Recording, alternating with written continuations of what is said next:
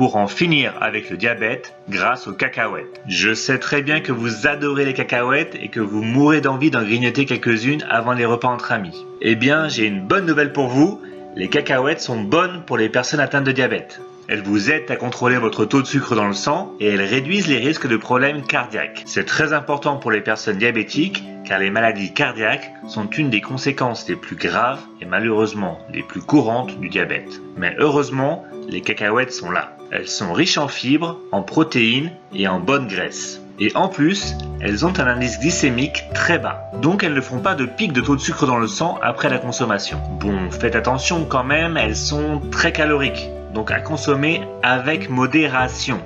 C'est bien de les consommer un peu avant les repas, en apéritif, car elles réduisent l'appétit en donnant un sentiment de satiété. Et je sais qu'elles sont délicieuses grillées et salées, mais soyons un peu sérieux, elles sont très bonnes aussi au naturel dans leur gousse, et bien évidemment, c'est comme cela qu'il faut les consommer car elles sont bien meilleures pour la santé.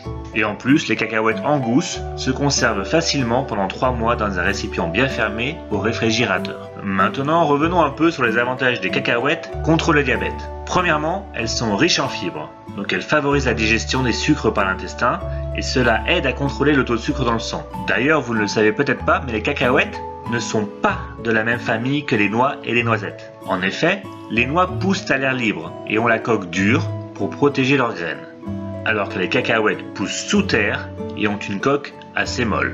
Le nom cacahuète signifie d'ailleurs cacao de la terre en langage aztèque, car les Aztèques ont été les premiers à les cultiver. Et les cacahuètes font donc partie de la famille des légumineuses, comme les lentilles, les fèves et le soja. Et comme les autres légumineuses, elles sont très riches en protéines. Les cacahuètes sont également riches en bonne graisse.